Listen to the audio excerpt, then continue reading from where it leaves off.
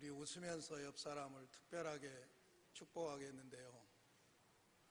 옆 사람에게, 앉아있는 옆 사람에게 지금까지 한번 박수 한번 쳐준 적 없죠. 그래서 오늘은 옆 사람에게, 근데 더 중요한 게 있는데 앞서가 버리네. 옆 사람에게 이렇게 축복하면서 박수하시면 좋겠어요. 당신의 삶을 축복합니다.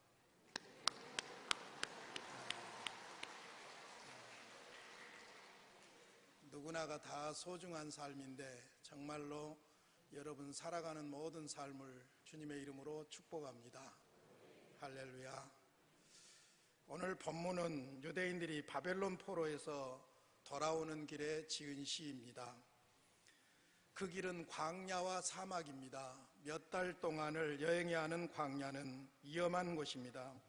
수시로 변하는 기후의 위험과 사나운 맹수의 공격과 강도의 습격과 질병과 같은 수많은 위험들과 생존의 사투를 벌이면서 와야 하는 그런 길입니다.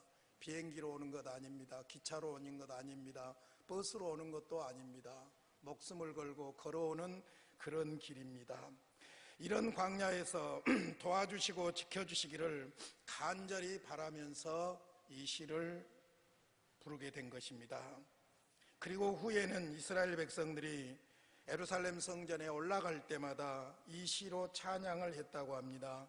그래서 오늘 시편 121편 표제에 보면은 성전에 올라가는 노래라고 되어 있습니다. 시편 121편을 자세히 보시면은 하나님의 약속이 두 부분으로, 두 단어로 그렇게 요약되어 있는 것을 볼 수 있습니다. 먼저 1절과 2절에 보면은 도움이라는 단어가 두 번이 나오는데 바로 도움이라는 단어와 3절부터 마지막 8절까지 보면 지키시리로다, 지켜주신다는 단어가 6번 나오고 있습니다. 그래서 하나님이 도와주신다, 지켜주신다. 그리고 오늘 시편 121편에 가장 많이 나오는 주어가 있습니다. 전체 구절을 보면 여호와라는 명사가 6번 나오고 그 여호와를 대신하는 대명사로서 지키시는 이라는 단어가 3번 나옵니다. 총 주어로 여호와가 9번 나온 셈입니다. 그래서 저는 본문을 분석하다가 한 문장으로 본문을 정리를 해봤습니다. 하나님이 도우시고 지키신다. 할렐루야. 하나님이 도우시고 지키신다. 이것이 오늘 설교의 요지입니다. 첫 번째로 하나님이 나의 도움입니다. 먼저 할 것은 사람은 도움이 필요한 존재라는 사실입니다. 1절에 보니까 내가 산을 향하여 눈을 들리라 나의 도움이 어디서 올까 했습니다. 이 부분을 찬송가 73장에서는 이렇게 노래합니다. 내 눈을 들어 두루 살피니 산악이라 날 돕는 구원 어디서 오나 그 어디서. 사방으로 험한 산악이 둘러싸여 있는데 도대체 날 돕는 구원은 어디서 오느냐 탄식하고 있는 내용입니다. 인생을 가리켜 광야 같은 인생이라고 합니다. 광야는 다시 말씀드리지만 위험한 곳입니다. 언제 어디서 무슨 일이 생길지 예측 불허한 곳이 바로 광야입니다. 우리는 현대판 사막을 살고 있습니다. 환경이 옛날보다 많이 좋아졌다고 하지만 그러나 지금도 여전히 사건과 사고와 질병과 그리고 우리의 생명을 노리는 온갖 문제들이 우리를 위협하고 있습니다. 오히려 옛날보다도 터졌다면 대형 사고입니다. 이번에 런던에서는 24층 아파트가 불이 나서 수많은 인명과 재산이 불탔습니다. 가만히 있으라 해서 재앙이 더 커졌다고 합니다. 어디서 많이 들어본 멘트인데 알고 보니까 한국판 세월호 사건입니다. 4차 산업시대가 온다고 안전한 것이 아닙니다. 문명이 발달할수록 오히려 우리를 보호해 줄 존재가 필요합니다. 그래서 사람들은 자기를 보호하고 지켜줄 존재를 찾습니다. 인간이 자기의 보호를 위해서 의지하는 것들이 무엇일까요? 먼저는 소유를 의지합니다. 사람들이 소유를 많이 하려고 하고 권력을 가지려고 하는 이유가 무엇일까요? 깊이 들어가 보면은 자기 안전을 위한 장치라고 말할 수가 있을 것입니다. 그래서 소유가 많은 사람이 인기가 있고 권력을 잡은 사람에게 많은 사람들이 모여들기도 합니다. 소유를 의지하는 인간의 최고의 아이디어가 저는 보험 상품이라고 생각합니다. 안전을 위해서 보험 상품을 만들었습니다. 그러나 그런 것들이 우리를 일시적으로 보호해 줄 수는 있지만은 완전한 보호자는 될 수 없다는 것입니다. 완전한 보호자는 될 수가 없습니다. 어느 재미교포의 이야기입니다. 그분은 일찍이 미국으로 이민을 가서 크게 성공한 분입니다. 남 부러울 게 없었습니다. 돈이 많으니까 자신은 안전하다고 생각했습니다. 심지어 앞으로 의학이 발달하면 문제 있는 몸의 장기들을 다 뜯어 고치고 차 바꾸듯이 바꿀 수가 있으니까 앞으로는 150세까지 거뜬히 살 수 있을 것이라고 장담을 했습니다. 그런데 그 말한 지 3일 만에 교통사고로 사망했습니다. 아마도 부자니까 큰 차 탔을 겁니다. 튼튼한 차, 비싼 차 탔을 것입니다. 그러나 그것이 완전하게 보호해주고 지켜주지는 못했다는 사실입니다. 두 번째로 사람들은 사람을 의지합니다. 광야 같은 세상을 살아가면서 여러분, 우리가 사람들과 함께 어우러져서 산다는 것이 얼마나 큰 축복인지 모릅니다. 주위의 사람들이야말로 정말로 소중한 안전장치라고 볼 수 있습니다. 부모, 형제, 친구, 교우들. 사실 사람이 있는 곳에 소유가 있고 사람이 있는 곳에 권력도 있기 때문에 사람이야말로 최고의 안전보장이라고 말할 수 있습니다. 그러나 인간은 다 한계가 있고 약합니다. 도와주고 싶은 마음이 굴뚝 같은데 도와줄 수 없는 상황들이 생겨납니다. 형제도 결혼하면 멀어지고 부모님 살아계실 때 형제지 부모님 떠나면 자연스럽게 이웃이 되어 갑니다. 어떤 부부의 이야기입니다. 중년이 지나면서 부인이 갑자기 병이 나서 병원에 입원했더니 큰 수술을 하게 됐습니다. 그런데 수술하게 되면은 어떤 일이 있어도 감수한다는 서약서를 제출하는 절차가 있지요. 그런데 남편은 이 서약서 보호자란에 서명 날인을 하면서 눈물을 뚝뚝 흘리면서 이런 생각을 했다고 합니다.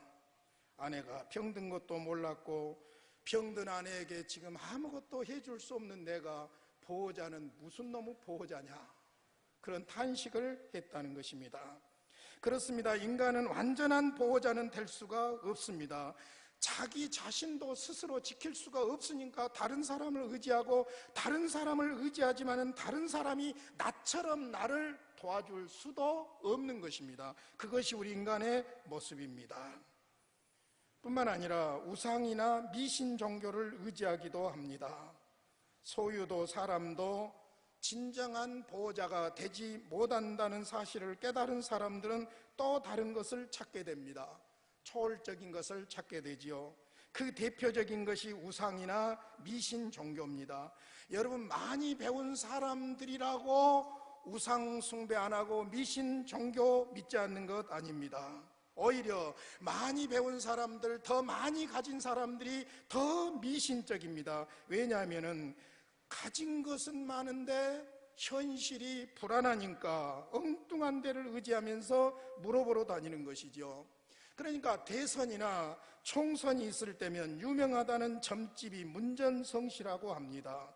시국이 어수선하면 사람들의 불안한 심리를 악용하는 거짓 선지자들과 혹세 무민하는 이단들이 난무합니다.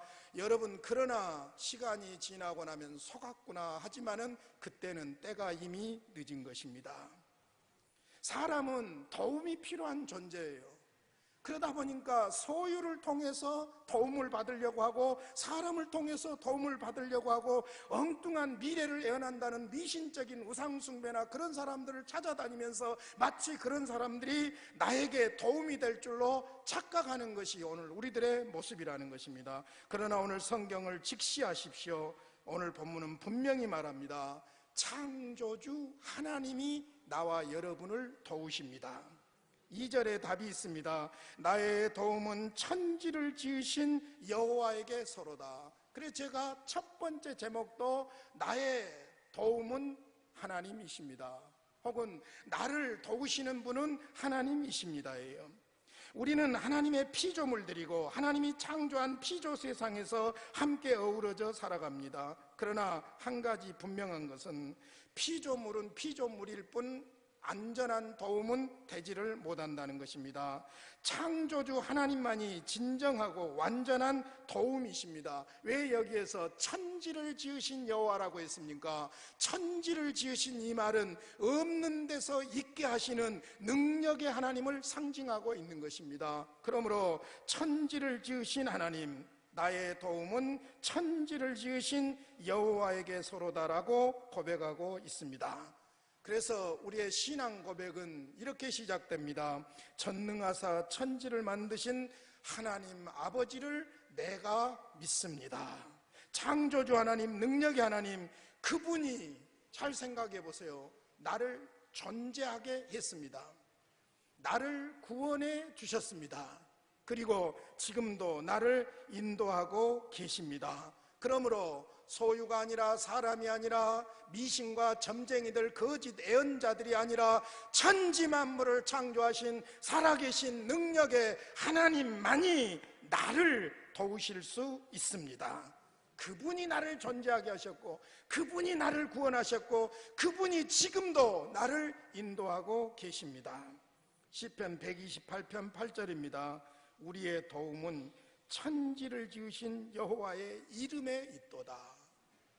엉뚱한 데서 도움을 구하지 마십시오. 하나님입니다. 천지를 지으신 여호와의 이름입니다. 시편 46편 1절입니다. 하나님은 우리의 피난처시오 힘이시니 환난 중에 만날 큰 도움이시라. 할렐루야. 크고 작은 환난들이 우리 앞에 있지만은 환난 중에 진정으로 우리를 도와주실 수 있는 분은 천지를 창조하신 하나님뿐입니다. 시편 46편 5절입니다. 하나님이 그 성 중에 거하심에 성이 요동치 아니할 것이라. 이 나라가, 우리 가정이, 이 성이 안전하려고 하면 하나님께서 지켜주셔야 한다는 말씀입니다. 새벽에 하나님이 도우시리로다. 할렐루야. 새벽에 돕는다는 말은 무슨 말입니까? 우리가 잠자는 시간에 하나님은 역사하시면서 우리를 지키시고 보호하신다는 약속의 말씀입니다. 사랑하는 새한가족 여러분, 누구를 의지하지 마시고 도우시는 하나님, 천지를 창조하신 여호와 하나님을 바라보시기를 바랍니다. 할렐루야. 두 번째로는 하나님이 너를 지켜주신다고 했습니다. 나의 도움이 하나님이라고 했는데 3절부터 8절 마지막까지 보니까 전부가 너예요. 너. 이것은 분명하게 우리 자신들을 지키신다는 것을 각인시키기 위함인 것 같습니다. 우리 3절부터 8절까지 한번 보겠습니다. 같이 읽겠습니다. 시작. 여호와께서 너를 실족하지 아니하게 하시며 너를 지키시는 이가 졸지 아니하시리로다. 이스라엘을 지키시는 이는 졸지도 아니하고 주무시지도 아니하시리로다. 여호와는 너를 지키시는 이시라. 여호와께서 내 오른쪽에서 내 그늘이 되시나니 낮에 해가 너를 상하게 하지 아니하며 밤에 달도 너를 해치지 아니하리로다. 여호와께서 너를 지켜 모든 환난을 면하게 하시며 또 내 영혼을 지키시리로다. 여호와께서 너의 출입을 지금부터 영원까지 지키시리로다. 할렐루야. 너를 지키신다. 너를 지키시고 너를 지키신다. 내 출입을 영원토록 지키신다. 너를 지킨다고 말씀하고 있어요. 하나님이 나의 도움이십니다. 하나님이 나와 여러분을 지키시고 인도하심을 믿습니다. 자세히 한번 보겠습니다. 하나님은 나를 지속적으로 살피십니다. 3절입니다. 여호와께서 너를 실족하지 아니하게 하시며 너를 지키시는 이가 졸지도 아니하시리로다. 이스라엘을 지키시는 이는 졸지도 아니하시고 주무시지도 아니하시리로다. 여기에서 여호와께서 실족하지 아니하게 하시며, 저는 이 본문을 보면서 어떤 그림이 떠올랐냐면은 막 걸음마를 배우는 아이가 아장아장 걷다가 털썩 주저앉고 하는데 엄마가 안타까운 모습으로 아장아장 걷는 아이가 넘어질까 조바심을 가지고 지켜보는 그런 모습이 떠올랐습니다. 하나님께서 그와 같이 우리가 실족하지 않도록 지켜보고 계신다는 것입니다. 뿐만 아니라 너를 실족하지 않게 하시며 너를 지키시는 이가 졸지 아니하시리로다. 여기에 지키시는 자가 졸지 아니한다는 말은 이건 파수꾼을 염두에 두고 하는 말입니다. 성 안에 있는 모든 사람들이 밤에 평안하게 쉴 수 있는 것은 파수꾼이 성루에서 졸지 않고 지켜주기 때문입니다. 걸음 많은 아이를 지켜보는 엄마의 심정으로, 그리고는 사람들이 평안하게 쉴 수 있도록, 적군들이 쳐들어올 수 없도록 졸지 않으면서 파수꾼이 지키고 있는 그 모습처럼 하나님께서 우리의 삶을 지키신다는 거예요. 졸지도 아니하시고 주무시지도 아니하신다. 여러분, 이분이 천지를 창조하신 하나님이에요. 여러분, 인간은 졸 수밖에 없습니다. 여러분, 차 타고 가면서도 졸아요. 그러니까 사고가 나요. 심지어는 망망대해에 난파를 당해가지고 나무 하나 붙잡고 바다에 떠 있는데도 무정한 잠이, 그때도 잠이 온다는 거예요. 그게 바로 인간의 모습이에요. 자지 않으면 죽습니다. 먹지 않으면 죽습니다. 그것이 인간의 모습입니다. 그러나 하나님은 졸음이 필요가 없습니다. 왜냐하면 하나님에게는 잠이 필요가 없기 때문입니다. 우리의 일거수일투족을 보살피고 계십니다. 이것을 믿으시기를 바랍니다. 성경은 이런 하나님을 일하고 계시는 하나님으로 표현하고 있습니다. 신학적인 용어로는 이것을 섭리하시는 하나님이라고 그렇게 말씀하십니다. 제가 좋아하는 성경입니다. 역대하 16장 9절입니다. 여호와의 눈은 온 땅을 두루 감찰하사 진심으로 자기에게 향하는 자들을 위하여 능력을 베푸시나니. 할렐루야. 온 땅을 두루 살피고 계시는 하나님입니다. 자기를 찾는 자들에게 능력을 주시는 하나님이심을 믿습니다. 그러므로 하나님은 우리를 지속적으로 보살피고 계시는 하나님이십니다. 뿐만 아니라 다시 4절을 보시면 지치지 않고 지키시는 하나님이십니다. 이스라엘을 지키시는 이는 졸지도 아니하시고 주무시지도 아니하시리로다. 하나님께서 나와 여러분의 삶 속에서 역사하시는 분이라는 것입니다. 우리가 하나님을 위해서 무엇을 하는 것이 아니라 오히려 성경을 깊이 보시면 하나님이 우리의 삶에 개입해 오시는 거예요. 나를 존재케 하셨죠. 내가 알 수도 없을 때 예수님을 보내셨죠. 예수님이 십자가에 죽게 하셨죠. 구원해 주셨죠. 생각해 보면 내가 하나님의 일에 뛰어드는 것이 아니라 하나님이 내 삶을 있게 하시고 내 삶을 간섭하시고 내 삶에서 역사하시는 하나님이신 줄로 믿습니다. 그러므로 하나님이 내 삶을 지치지 않고 지키고 계시는, 일하고 계시는 하나님이라는 사실입니다. 그래서 이사야서 64장 4절에 보면 주 외에는 자기를 앙망하는 자를 위하여 이런 일을 행한 신을 옛부터 들은 자도 없고 귀로 들은 자도 없고 눈으로 본 자도 없었나이다. 구원의 하나님의 구원의 역사, 이 역사를 어떤 신이 했느냐는 것입니다. 하나님만이 우리를 위해서 친히 일하시는 하나님이신 줄로 믿습니다.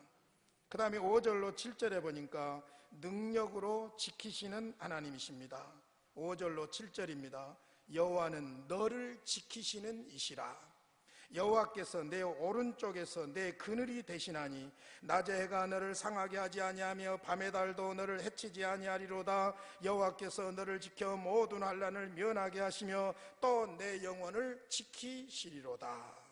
여호와께서 내 오른쪽에서 내 그늘이 되신다. 오른쪽은 항상 능력을 말합니다. 그런데 그늘이 되신다. 너의 그늘이 되신다. 태양이 장렬하는 사막에서 그늘을 한번 생각해 보시기를 바랍니다.